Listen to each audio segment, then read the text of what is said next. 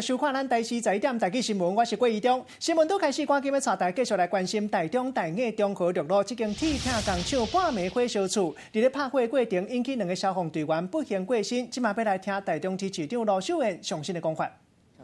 悲伤，所以可能我们有提到，就说他们目前有没有什么样的想法，我们可以来办理。不过他们都表示说，他们现在因为非常悲伤，所以就是可能我们等这个事情稍微告一段落哈，会再尊重他们的意愿。那也有提到，因为有一位同仁的哥哥，也是我们现在的这个消防同仁。那另外谢姓弟兄，他的太太是我们的警察局同仁，他们的长官现在都在现场。那他们的长官现在也都在进行协助的工作，因为他们的工作暂时让他们休息哈，可以办理后事。那另外呢，我们也请了很多的同仁，那安慰他们、照顾他们、陪同他们，或者帮他们处理一些事务哈。那所以两边的警察局跟消防局的同仁呢都有在进行善后跟抚恤的工作。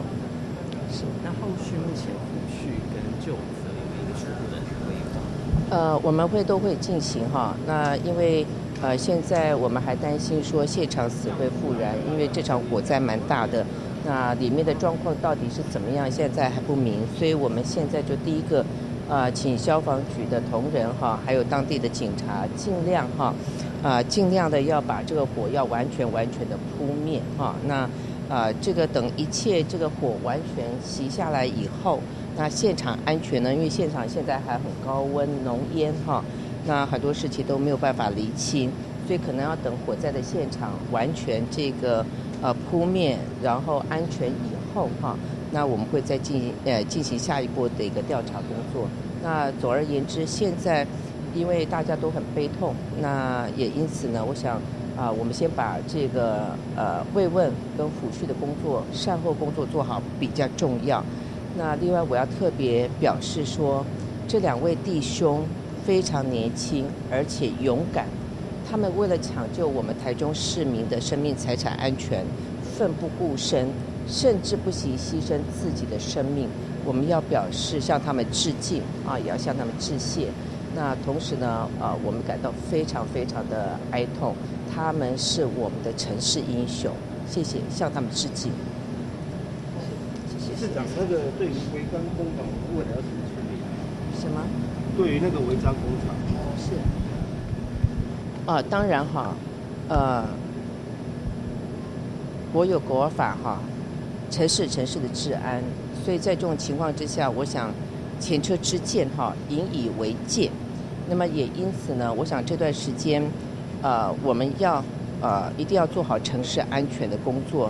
那也因此呢，我想包括我们的这个查缉不法或是危险场所哈，那我们会强力持续的进行，不能够再让这些事情发生。谢谢。好，谢谢。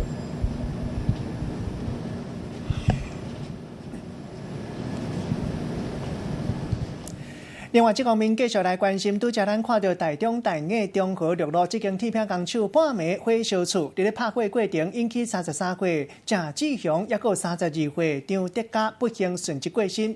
台中市副市长杨庆英嘛赶来到现场，伊讲一定会斗相共来处理，抚恤照顾厝内人。针对不幸过身的消防队员，伊嘛真唔甘，讲干然后更一个甜，目屎甘目甜。来听杨庆英详细的讲法。当刚刚我们列队送出第一个弟兄的时候，我们大家向他致敬，最伟大的。那么接下来，我们刚刚给他的哥哥说，以及我们还有另外一位，因为他的太太大肚子，双胞胎，所以我们启动了我们社会局的协助，马上到家里去为安慰陪伴这个太太，因为现在她是大肚子。第二个，我们乌日分局警察也出动，消防局也出动，我们全面要来善后，要照顾这些家属。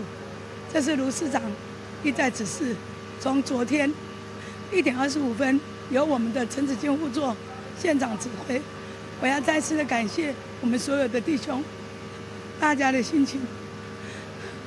当我们给他敬礼的时候，我们是很舍不得，超不甘，但是我们一定要勇敢，一定会好好做善后的工作，弟兄的安全等细节，我们希望能够好好来维护。所以刚刚那个哥哥也是我们的消防人员，他说他知道做消防人员很辛苦，所以我说我们一起来善后，他给我点点头，我真的很舍不得，我拍拍他说。市长说全力的善后，因为这个家属他是住在台南，他爸爸现在从台南坐车子上来，我也希望家属能够静下心来，台湾市政府一定会全力的来协助善后。那我们的社会局志工也开始都出动，往后不管是孩子家属等等的事项，市长指示全力以赴的协助，全力以赴的照顾。我们了解。我真的很难过，还必须要 DNA。就是你刚才说张哲嘉，因为在现场我们没有办法直接就认定，所以哲嘉的哥哥也现场很勇敢的去看，他也没有办法确定。现在我们生管处全部连线，现在在路中，生管处已经在宾馆等，我们一切会安排好所有的事宜，相关的不管是。认定问题，我们会在最快速的时间，所有的细节全部连线的，立即清楚，来告慰我们的家属。我真的在这边要再次的谢谢，因为哲嘉的哥哥也是我们的消防人员，他说消防人员就是应当要做。我听到这个话，我真的非常感动。所以不管是我们所有的协勤人员，我一并在这边代表台中市政府谢谢大家。部长，你刚才说哲嘉哥哥他的村社，他也是消防队员，他也很勇敢。他也在这次的这个支援行列内吗？对，所以我请我们的这个消防弟兄分组去好好的照顾，也陪伴他，把所有的善后的事宜一定要好好做好。好，咱拄则听到的是台中市副市长杨庆英上新的讲法，继续来关心台中大雅中和六路这间生产纸壳啊，也阁有10伙啊，这个铁片工厂半暝火烧厝，消防队员接到报案了，赶来到现场拍火，火拍花了，发觉到2个消防队员联络袂到，这是33岁郑志雄，伊的囡仔即马甲2岁尔，巴肚内也阁有这个一对双生啊。另外一个是32岁张德嘉，伊是台南人，一直到早起时8点钟。找到因2人，也毋过已经无喘喙。即马现主是上新的现场消息，继续要联络记者陈必忠来传了解。必忠。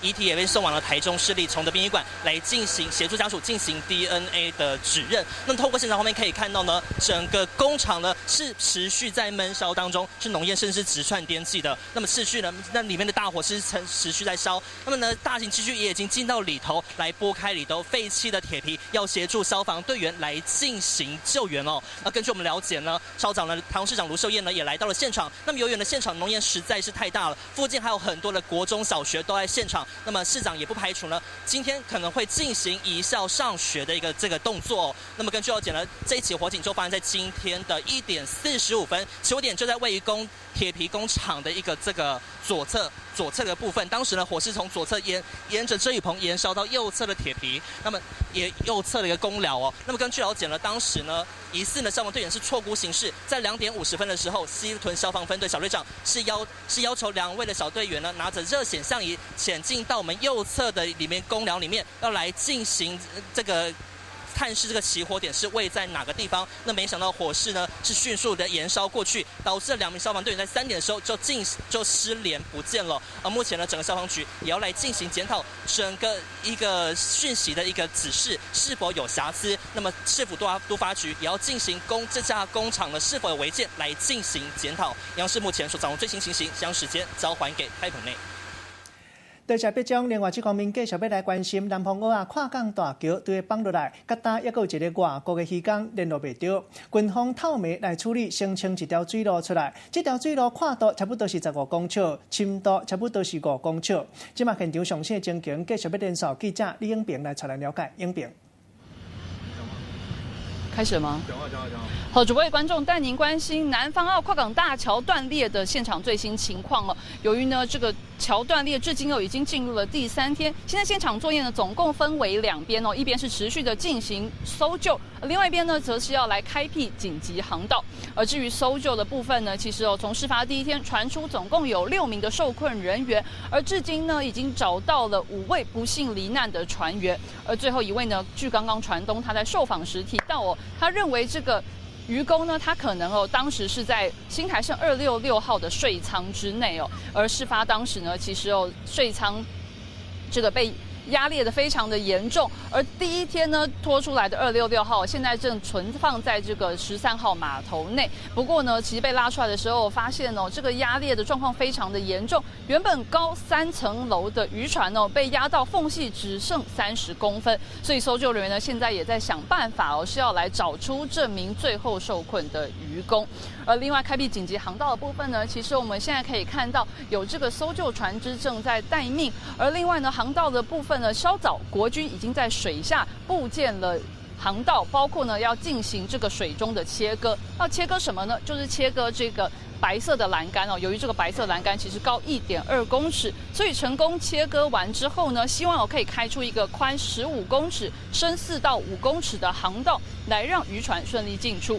刚刚稍微这个体型小一点的渔船呢，其实已经出港了。不过呢，港内最大的渔船呢，其实是这个海巡署的宜安6号。宜安6号呢，刚刚其实稍早林姿妙呢，他有在船上来作证，希望来测试说可不可以成功的出港。不过刚刚发现经过的时候呢，发现这个船灯太高了，还是会打到这个桥拱，所以呢还是退回了船只内。而现在呢，国军也在进行紧急的讨论看如何能让所有的船都顺利出港。以上是现场的最新情形，主播。多谢影评，继续要来关心南方澳跨港大桥放落来疙瘩，还有一个外国渔港失踪，国军透暝伫咧处理，先甲船拆开，清一条临时的水路出来。交通部处长拄则有详细的说明。一天晚上都没有休息。那现在我们看到右手边，我们军方的弟兄正在做我们航道开通的最后的工作。那目前航道开通的进度是水架工程都已经完成，那港务公司跟军方一起合作，现在正在布建浮标。那同时也跟渔会在商量，等一下试航的一些细节。那我们浮标预定在今天早上10点，可以布设完成。那军方也会把整个临时航道测量完成。那至于这些试航的细节，那目前还在跟我们渔会还在商量。那等一下有新的进度再跟各位报告。那水下工程完成部分是什么？然后有要求到证据要保全，那我们哪些部分没有动？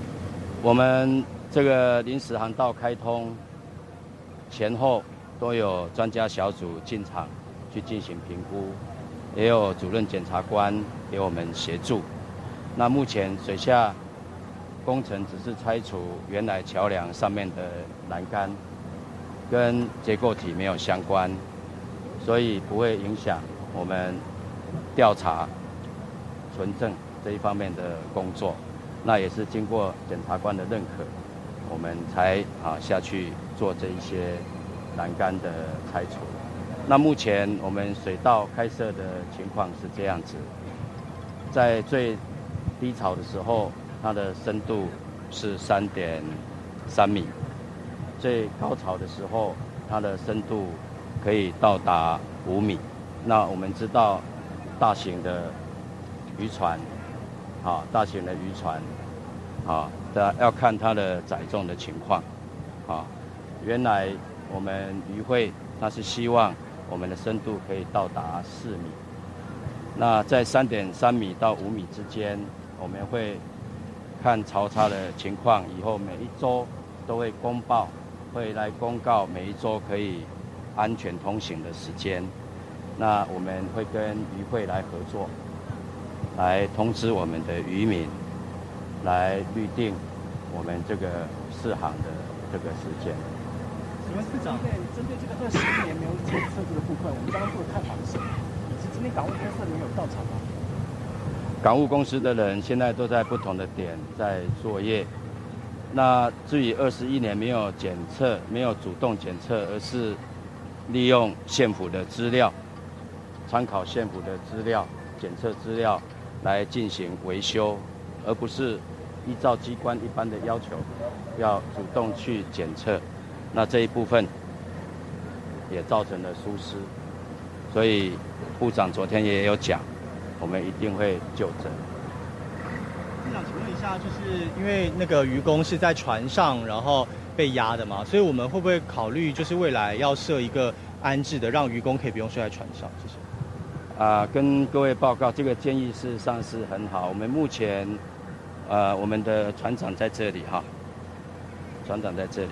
我们这3艘船原来也是要来进行油料的补给，然后出海去捕鱼啊，所以渔工是留在船上休息。那当然有一部分在陆地上这边作业了哈。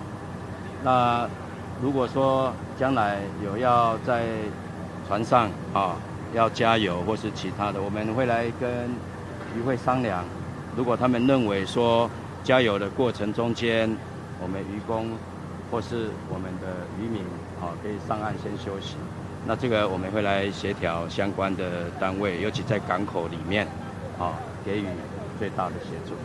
那针对最后一名还没寻获的，因为船东有表示说，希望赶快把船只吊正扶正，然后把船舱给抽出来去寻找。那目前我们这个进度，这个我们一直持续在进行这个事情。这一艘船现在就在我的右后方对面的13号码头上面。我刚刚跟船长还一起在那里，我们在商讨目前的工作的流程。那这一艘船它的重量非常的重前天为了要拖这一艘船，好，咱拄则听到就是交通部处长黄玉玲即马上新的讲法。咱嘛知影讲另外一个上新的现场，要来看到早起时声称一条水路出来。也毋过咱嘛看到这个宜安6号因为较悬，一寡细只船只拢已经会当出航啊。敢若这只宜兰县的护船鱼，也就是这个宜安6号，也阁无法度过。即马现场的情形，继续连线记者陈主环来朝咱了解。主环，我呢要来跟你提到的是其实当时呢。关于这个断槽的原因部分呢，其实大家呢都觉得说，可能推测是这个上面的钢缆的部分呢有一些断裂的关系，所以才会导致这整个一连串的连锁反应。不过，根据我们刚刚现场呢工作人员这个工程人员呢所掌握到的最新的独家消息其实呢他们也表示说，其实这个钢梁上面呢跟这个整个白色拱桥上面的这个接点部分呢，其实有一个相连的有一个孔洞呢，其实有很多的海风是不断的往里面的灌。所以呢，导致这里面呢都有锈蚀的状况，加上呢，疑似这一个拱桥呢，这个孔洞呢没有设计可以让人家进去维修以及来查看的这个关系呢，才会导致说这个钢梁的这个接点呢，可能是没有涂到可能所谓的防蚀涂料的部分，所以才会导致整座桥有可能因此才会垮下来断裂不过现在呢，相关的原因都还在调查当中。以上是为您掌握到的最新消息，把时间镜头召唤棚内。好，多谢主环。另外，这个面继续嘛要来关心南方澳跨港大桥倒落来，疙瘩已经超过42点钟啊。咱看到也有一个外国渔港疙瘩也未找到，早起时真济军方也有这个救援人员拢继续伫咧找。另外，这方面就要来看到，即马有消息讲到桥未起好疙瘩拢无主动检查过。详细情形继续要连线记者魏依典来查咱了解。依典，我现在试音是不是？对，看声音吗？好哦。这个小艇等下往下掉，然后下面有小艇会把尸体载过来，然后吊上来，然后就送上救护车。好，然后就OK。所以我现在在试音还是在开始？开始讲话。好，观众，我们现在持续呢，在这个苏澳这边呢，来为您掌握到最新的这个状况其实呢，目前呢，我们了解到呢，原本也是有5名是死亡的状态，那现在呢，最后一名失踪的这个29岁的菲律宾籍的渔工呢，那目前呢，传出是已经找到人了。那么他现在呢，就是卡在这个消波块上面。那我们先画面当中呢，您可以看到现在这个吊车呢，其实都已经进驻到现场。那么现场呢，也摆置了黑布就是到时候人可能被拉上来的时候呢，就会直接。OK 吗？声音可以吗？另外，这方面要来关心，既然南方澳大桥登去，航港局也阁有这个航务公司过去唔捌主动检查过大桥，也就是讲，为1998年完工了后，甲大已经21档啊，拢唔捌家己主动检查过。这款的失觉察的所在，总统蔡英文下早嘛有详细的回应。让我们的法治，让我们的社会安全、社会治安能够维持。所以问一下，说这跨港大桥倒塌之后，那现在传出说它整个有21年没有经过独立的检测，你怎么看？然后接下来你提过说整个全台的老旧的桥梁都要做体检，那有没有时间表？那后续怎么做补强？在前天下午我在现场的时候，我已经要求交通部对这个事件要进行彻底的调查同时所有的证据也都要保存下来让后续的我们的检调跟我们的这个运安会的调查能够顺利的进行那我也要求我们所有的相关单位都要配合检调跟运安会的调查。那么这件事情我们务必要把整个事故的来龙去脉厘清那同时呢，我们也会不会好，咱即马上新的情形，就要继续连续人伫咧现场的记者魏依田带带咱了解依田。好啊。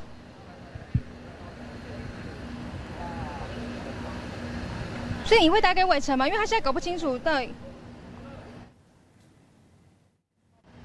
好，观众，我们现在持续呢在苏澳这边为您掌握到整个搜救的最新的进度了。那么您现在可以看到呢，其实在稍早的时候，在消防员呢，还有一些潜水的海军，他们是潜到了这个压倒塌的这个桥梁的下方他们是在这个消波块里面呢找到了最后一名。好的，你可以看到呢，其实，在这一名的原本失踪的这名29岁的菲律宾籍的移工那么现在传出呢，他是已经找到人。那么透过画面你可以看到，现在这个宜兰县消防局的这个救护的一个器材呢，其实也已经进驻到了现场。那么你可以看到呢，现在呢，国军的人员呢，也是要把这一个遗体现在慢慢透过小艇的方式运送到了这个岸边，然后之后呢，他们呢就会透过这个担架的方式呢，是要把遗体给运上来。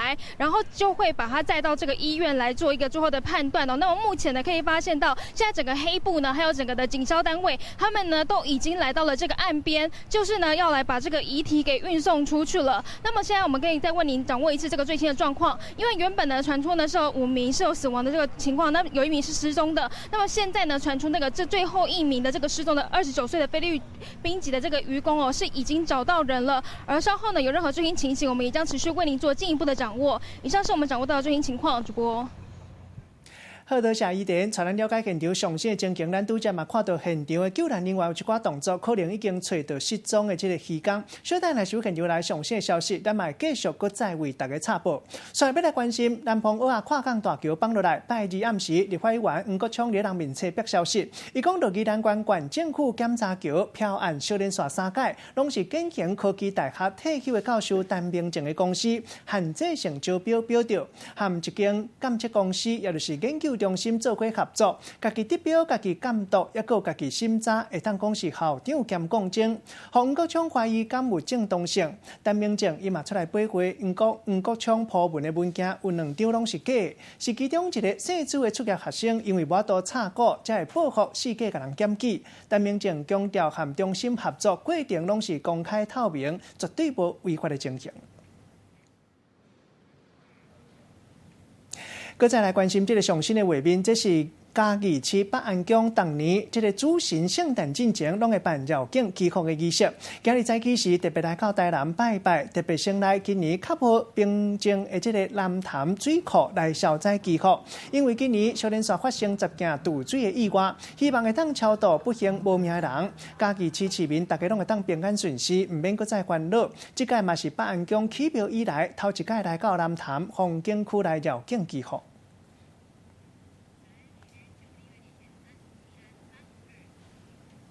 上新的消息特别继续带大家关心跨港大桥规个放落来到底是天灾或者是意外。来看到立法院黄国昌特别消息，伊讲到这个跨港大桥的标案，拢是由建行科技大学陈明正教授的团队来得标，会当讲是校长兼控证。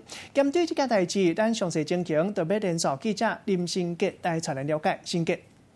好，主播各位观众，带您来关心宜兰南方澳跨港大桥发生断裂意外。现在大家都非常关心，说到底是为什么？事发原因到底是为什么？而立委黄国昌就在脸书爆料说，这个跨港大桥的这个检测标案，连续好几年都是由建行科大的陈明正教授来所得标，而且每年都是自己得标、自己检查、自己侦查，质疑当中是不是有弊案？赶快来听黄国昌的最新说法。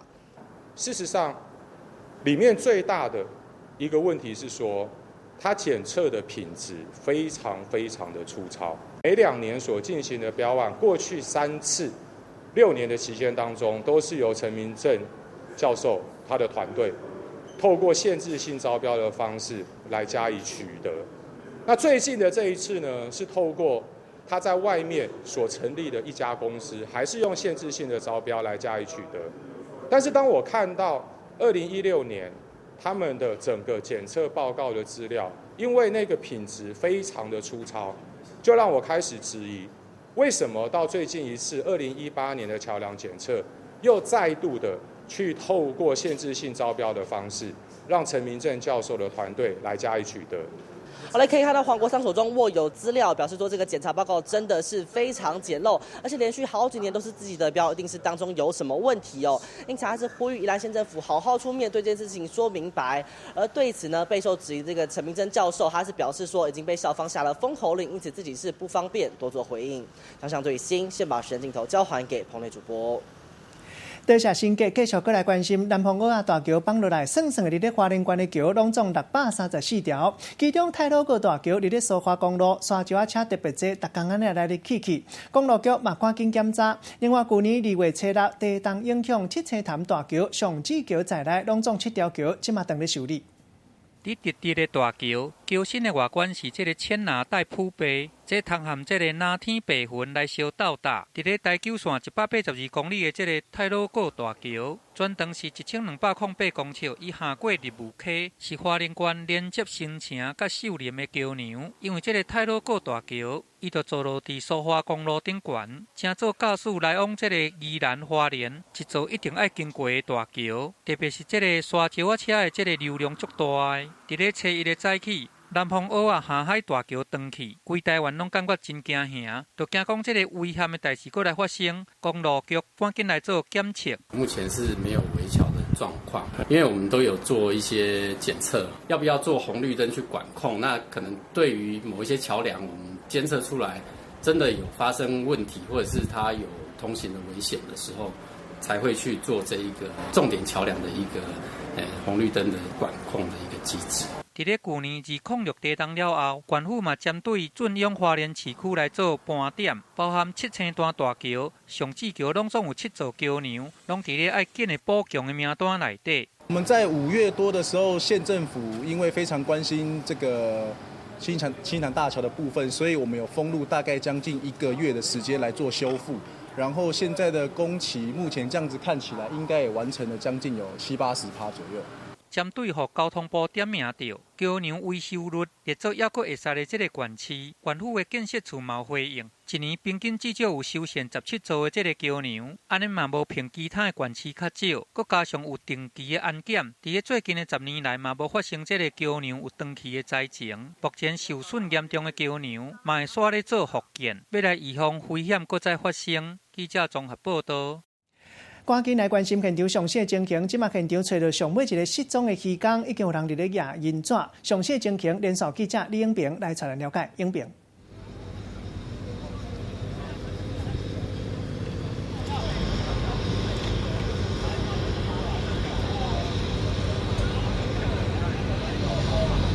主播位观众带您关心南方澳跨港大桥现场的最新情形哦。刚刚呢，搜救队疑似是找到了最后一名受困的渔工，而他是漂浮在呢这个消波块的旁边哦。现场可以看到，已经来了2辆的搜救艇，准备呢是接了担架要去接这位大渔工的大体。而一旁可以看到，其实消防署也已经备建了这个吊车哦，随时要把担架来抬上来。而一旁呢，医护人员以及国军呢，他们则是拉起了黑布，希望给这位大体的最后的尊严。其实呢，这个搜救进度已经进入了第3天，而前2天呢，则是已经找到了这个五名遗体。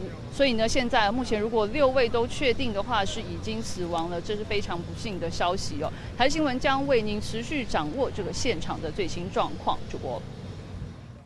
好，多谢影评。拄则咱嘛看到影评上新的报道，伫咧现场已经找到上尾一个失踪的渔工。另外，这方面要来关心，这是台中市市政府的建设局嘛全面检查规个市的桥，其中伫咧乌日溪尾大桥，也有南方澳啊同款，拢是共型的。桥顶有300支降索有压力的监测器，利用无线的网络，会当甲这个降索 Q 内的数字传去监控室，若是有各样的情形，就会当赶紧通报。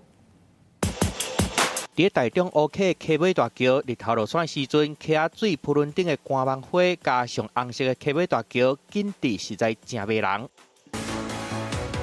溪尾大桥甲乌溪两边接起来，开8.29亿来起，2016年完工，全长2.1公里。民众要去市区，甲过去比起来，时间减1/10。特别的设计嘛，正做在地一个重要的景观。伫宜兰南方澳跨港大桥放弃了后，各地拢出现断桥效应。其中溪尾大桥甲南方澳的跨港大桥同款，是降速吊起来的桥，所以普通时的检测是最重要的。设置了300支的一个拉力锁。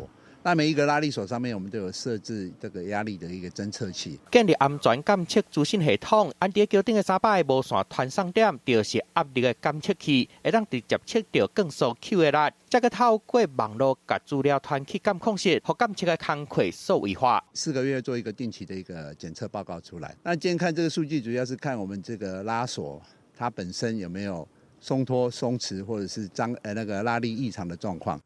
市政府建设局统计，台中包括人行的天桥在内，拢总有2048座桥，全台湾上济。按照规定，2年要检查一届，但年维护的经费超过2000万，包括溪尾大桥在内，今年已经完成972座桥的检测啊，拢无问题。所来嘛，评估要伫主要的道路车较济桥顶的安监测系统，互民众放心。记者综合报道。台中工厂火烧厝，赶紧来听内政部部长徐国勇即卖访问。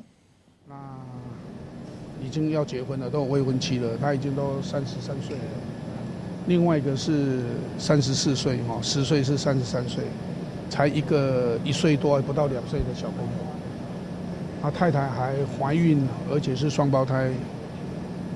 是我们警政署警察局的警察同仁，所以我看到他们这个样子非常的不舍尤其她挺着大的肚子，这个都已经怀孕，年底就要生产双胞胎了，碰到这个事情所遭受到的打击，让我们非常不忍。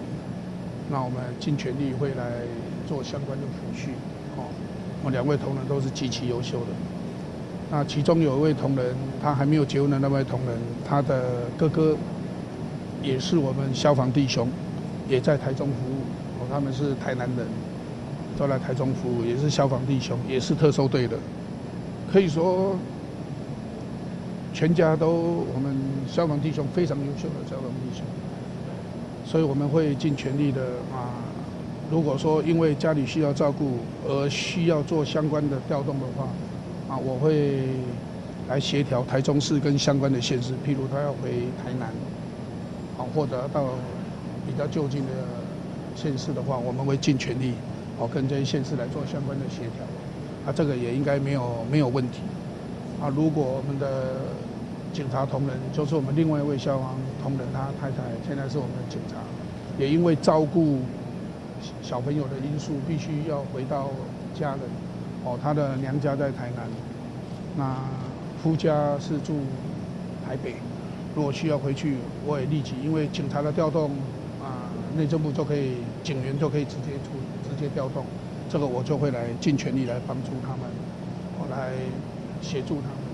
那后事的问题啊，我也只是我们消防署来联系消防局，然后来全力的来协办。那对于另外就是抚恤的问题啊，我们也因为他们都是因公殉职、为国牺牲，我们会从优会用最优的来对我们这2位同仁来给予抚恤。这是对家属一个可以说是一点安慰了哈。然后，如果还有什么其他需要，我们包括台中市政府，包括消防署需要我们来帮忙协助的，我们一定尽全力来跟台中市政府来配合来处理。那现在因为非常难过，是我们2位弟兄，因为在火场，大家知道火场的温度有时候是3000度，至少都800度以上。假如在那种闪燃状况的话，现在他们的大体2个人无法辨认谁是谁，所以我也拜托，也已经拜托我们地检署检察官全力来协助，那也已经采取了 DNA 马上送验，希望能够把2具大体的弟兄把他们分辨出来，让家属可以安心的来办理这相关的告别式。那我也感谢检察官的配合，他们已经相关都在处理了。至于火场调查，我还是强调我们会按照既有的步骤、既有的程序来处理。必须要把原因找出来，来避免再次的发生这些不幸的事件。以上向我们的媒体朋友还有我们全体国人来做一个说法。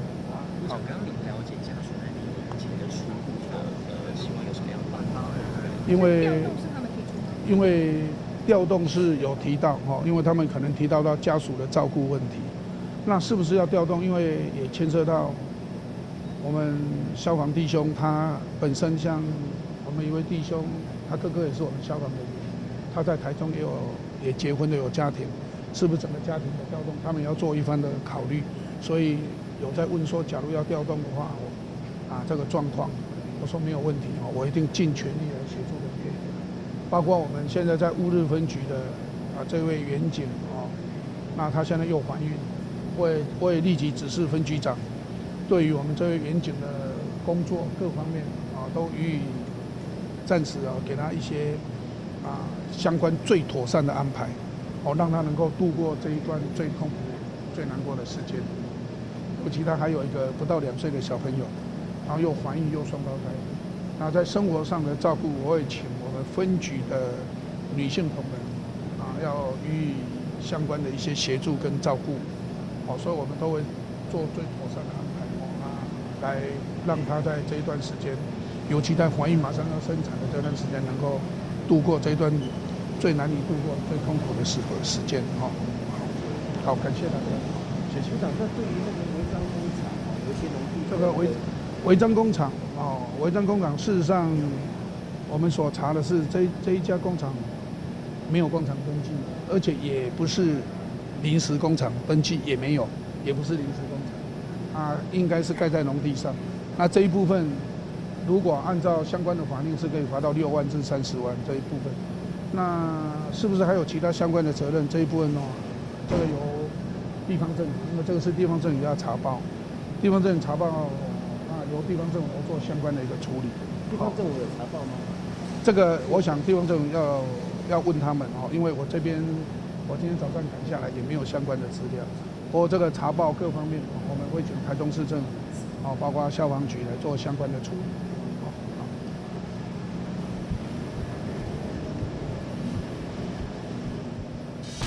好，咱拄则听到是内政部长上新的讲法，初步了解，这间火烧厝的工厂是农地。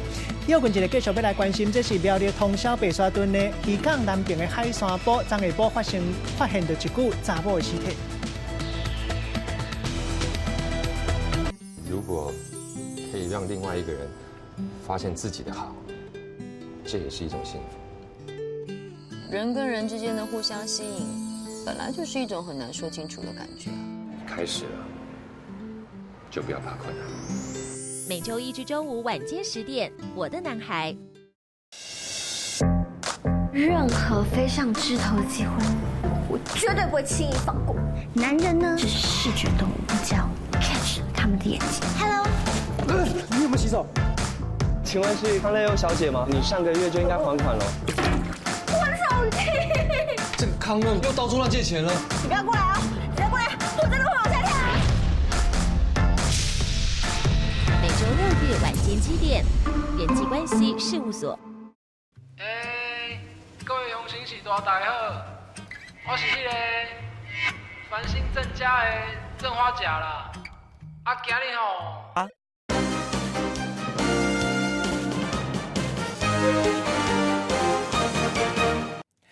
欢迎继续登来到新闻的现场，继续要来关心苗栗通霄白沙屯渔港南边的海沙堡，昨下晡强强发觉一具查某的尸体，头壳有物件焊着的痕迹。代志发生之前，有一对查甫查某伫咧现场乱搜，警察怀疑应该是互人杀害，即马当咧侦办。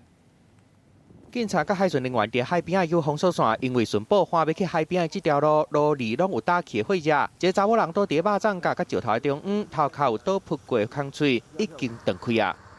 这血迹哦，这打起啊，可以疼啊。打起安尼，这张可能昨暗时啊，较无人。发现尸体的所在就伫咧通霄镇白沙屯渔港南边超500公尺迄搭位啊。附近的民众讲，买暗仔的时阵，定有民众来这散步，看日头落山。最近这几天拢无啥物奇怪所在。不过昨买暗仔有渔民要去海边收渔网仔的时阵，煞雄雄看到查某人的尸体，怀疑是有人半暝赶来才等的。这今日半夜啦，半夜。即摆你就像这车，唔知要为倒载起来。我知乌多巴有法度，你车唔知有法度。警方讲，这个查某人超30岁，有140到150公分悬，穿牛仔裤甲无手软的衫，有可能是互人拍死了后才赶过来的。呼吁民众若是有发现可疑的人，也是厝内有人失踪，外形阁有符合，会当提供线索帮助警方调查。记者综合报道。另外，台中一个 Uber 运将顶个月半暝去沙鹿一个社区载人客，因为等一困，一个甲人客细细念，煞互2个人拍，佮甲伊呛赌讲叫警察来，嘛无较抓。Uber 车规家路咧走，人客甲司机发生纠纷的代志嘛愈来愈多。台中一个 Uber 司机伫顶个月25暗时11点外的时阵来到沙鹿自立路遮载人客，煞有这个人客含轿车甲叠甲真功夫。来讲这个当时的状况，Uber 司机一个甲有等一困啊。这个叫车的来啊，司机就讲：恁要叫警车，阁爱我等恁。对方回讲歹势啦，不过后来这个要坐车的人客听到了后，伊就煞落讲等一下袂使哟。司机甲应讲会使哩啊，煞落去阁讲无卖好啊。意思是讲无想要载对方，想袂到安尼，迄个叫车佮坐人客足生气的，开始大声来骂这个司机，佮对这个司机的面出拳大力甲摸落。司机一直咧求饶，佮爱社区边仔警卫啊斗相共来报警察，因2个佮呛讲叫警察嘛赶紧啦。上尾啊，司机趁因2人无注意的时阵，开车紧离开现场。这个红牌的司机讲。这2个人根本连警察嘛无咧甲信道。他们说这边有人吵架，听说是我们的猪啊。我媳妇有说有听到在吵架，很大声呐。其他Uber这个司机听到讲因同行的去互拍，嘛感觉安尼实在真寒。为着要来避免这个争议，报警要是上尾的这个手段。上了车闻到很浓的酒气，然后他们态度举止非常奇怪的话，可能会直接开去派出所。然后请警方来协助我们，这样有轻微的擦伤，主要是在脸部，双方都认为对方可能在等待，就是等待之后就可能有一些不耐这样子。这个红牌司机真不冤讲，因拄开始叫车叫到遐尼急，结果车到的还佫爱互伊等，刷落去佫互人拍，还佫有伊车的钣金，嘛去互人用这个花盆甲猫歹去。事后报警，要甲这个共拍这2个姓陈的查甫人提出这个伤害甲毁损的告诉。爱因替家己的行为来付出代价。记者综合报道。叫分一个广告了，上新的政治消息要来关心。国民党主席吴敦义和鸿海集团创办人郭台铭本来按算2礼拜后要见面，即马强强冻掉。如果可以让另外一个人发现自己的好，这也是一种幸福。人跟人之间的互相吸引。本来就是一种很难说清楚的感觉。开始了，就不要怕困难。每周1至周5晚间10点，《我的男孩》。任何飞上枝头的机会，我绝对不会轻易放过。男人呢，只是视觉动物，我们叫 catch 他们的的眼睛。Hello， 你有没有洗手？请问是康乐优小姐吗？你上个月就应该还款了。我的手机。这个康乐又到处乱借钱了。你不要过来啊！你不要过来，我真的会往下跳。每周6日晚间7点，人际关系事务所。各位乡亲是大家好，我是迄个繁星郑家的郑花甲啦。今日吼要来甲大家讲一件真艰苦的代志。其实也不是完全的艰苦啦，就是阮阿嬷要过身啊。不过阮堂弟嘛拄好伫准备结婚，规家伙拢回来。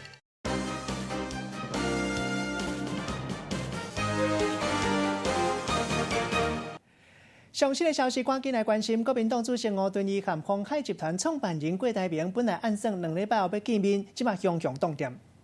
郭台铭先生他已经跳脱蓝绿了，他已经无党一身轻了。很多以前没有办法见面的老朋友，其实现在都可以陆续安排见面。为什么要见面？是因为基于他的大方向，他很希望说在国会上能够有比较大的力量去推动他想要推动的政策。那既然是这样子的话，大家见面聊一聊，真的是无可厚非。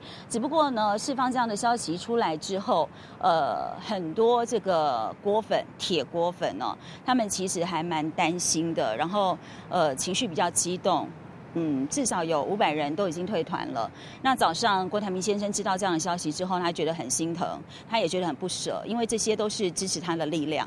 他希望这些支持他的力量能够永远当他最强的后盾，所以他就觉得说，如果这么支持他的人，对于这个会面有想法、有意见，他觉得没有很重大的议题的话，吴郭会可以暂时不要碰面。韩国瑜先生对于中国的态度也一直没有办法说清楚。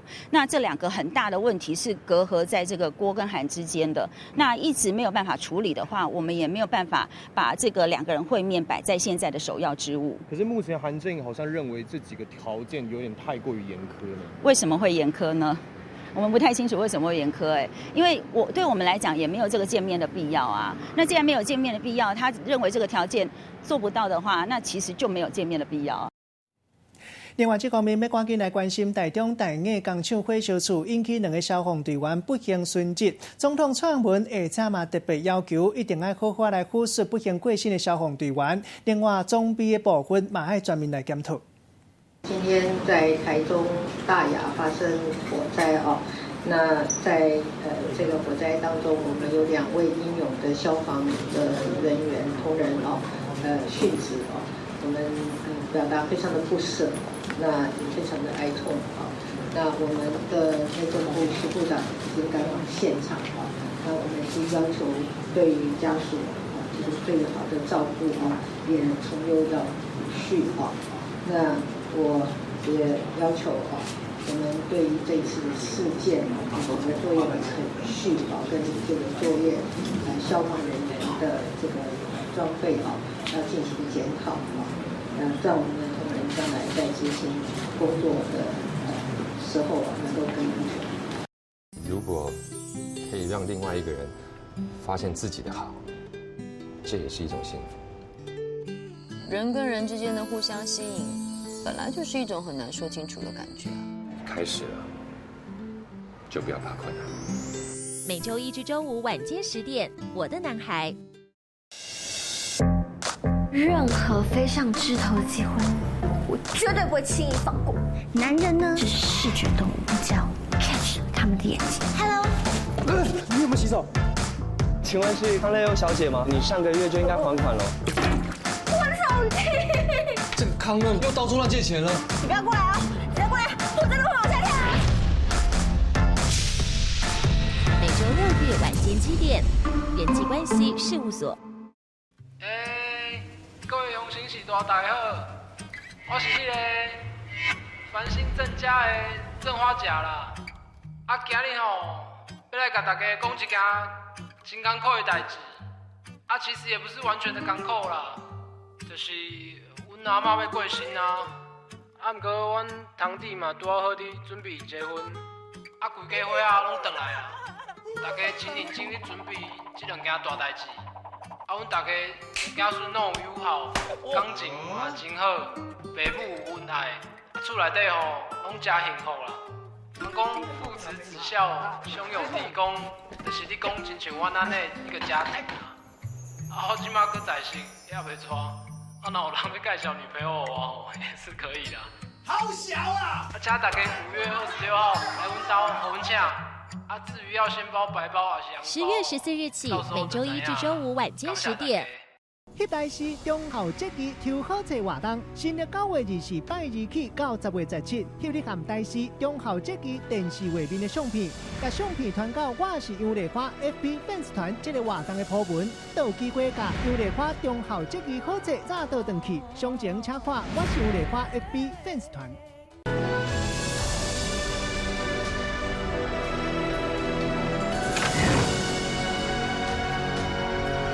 为着咱的文化，正是咱台湾的文化华语，另一部，爱搁继续来传落。为着忠孝节义，这另外一边叫辛苦，希望这出戏能够唤醒大家的正能量，让我们台湾更好。你那边怎样？我这边 OK。本周五起一次播出双线故事。台湾银行到领案真凶追，新加坡寄生上流，豪门血泪，最终胜者到底是谁？今年您绝不容错过的超夯神剧就在台视频道。每周五晚间10点，双线故事一起追。你那边怎样？我这边 OK。感谢大成宝金冠名播出。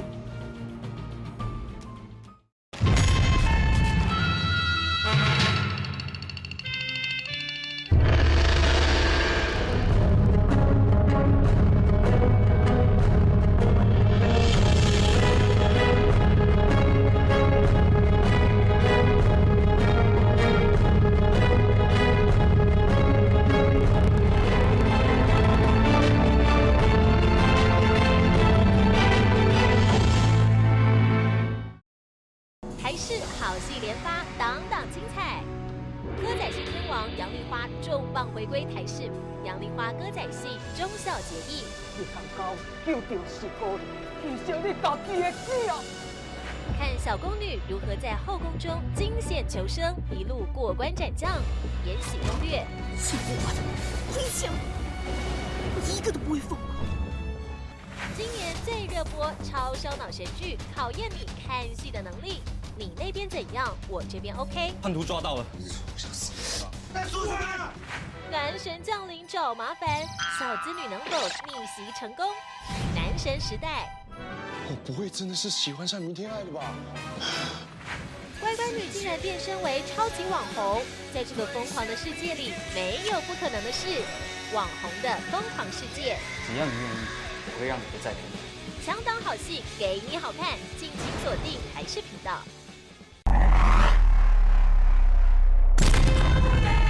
今仔日阴暗8点到10点，台视杨丽花歌戏中校节义。自从 Cindy 公布要跟安安 PK 之后，每天固定有一票铁粉私讯放话说要给安安好看。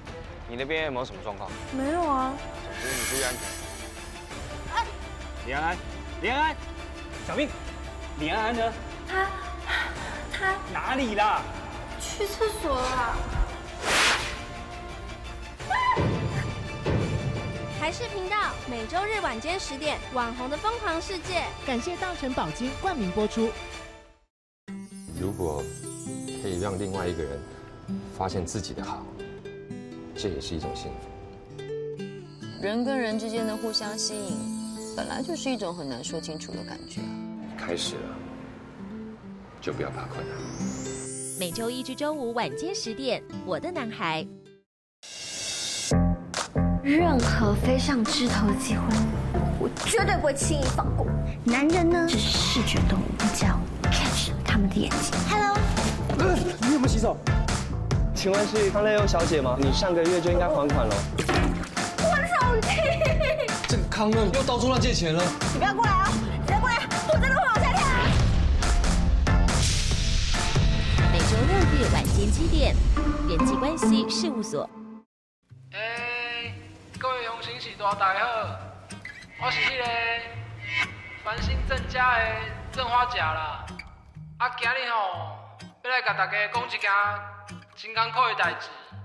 啊，其实也不是完全的艰苦啦，就是阮阿嬷要过身啊。啊，毋过阮堂弟嘛拄好伫准备结婚，啊，规家伙仔拢转来啊，大家真认真咧准备这两件大代志。啊，阮大家家孙拢有友好，感情嘛真好，父母有恩爱，啊，厝内底吼拢真幸福啦。人讲父慈子孝，兄友弟恭，就是你讲亲像阮安尼一个家庭啊。啊，我即马搁在生，也袂娶。啊，若有人要介绍女朋友我，也是可以的。好小啊！啊，请大家5月26号来阮家和阮请。啊，至于要先包白包还是洋包10月14日起，每周一至周五晚间10点。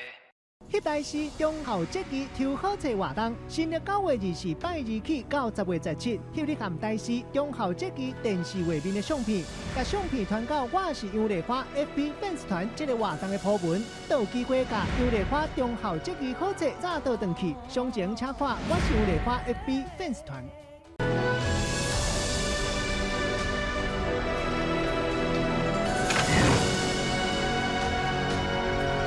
为着咱的文化，正是咱台湾的文化，华语，另个部分，爱搁继续来传落。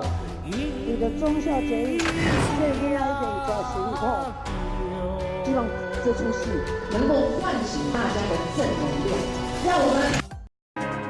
其实你已经认定你想要做这样的事情，你也觉得这件事情是对的，你想要保留你自己认为的那一份美好。所以无论再怎么辛苦，你会觉得说，其实你在做对的事情。不管客人他喜欢或者是不喜欢，我觉得今天可以跟他说到一些话，可以对他想法跟观念产生一些的感染力跟渲染力，那就是我存在的价值啦。每个礼拜天带您寻找台湾感动力。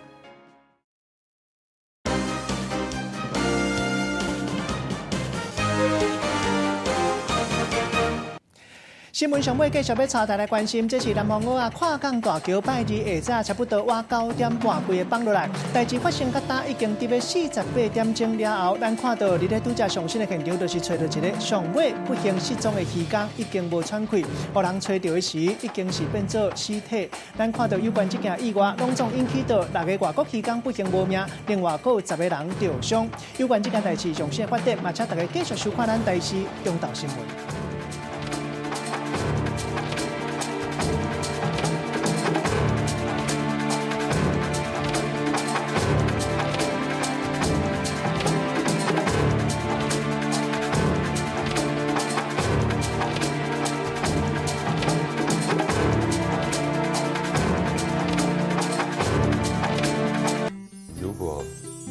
让另外一个人发现自己的好，这也是一种幸福。人跟人之间的互相吸引，本来就是一种很难说清楚的感觉。开始了，就不要怕困难。每周一至周五晚间10点，《我的男孩》。任何飞上枝头的机会，我绝对不会轻易放过。男人呢，只是视觉动物，叫 catch 他们的眼睛。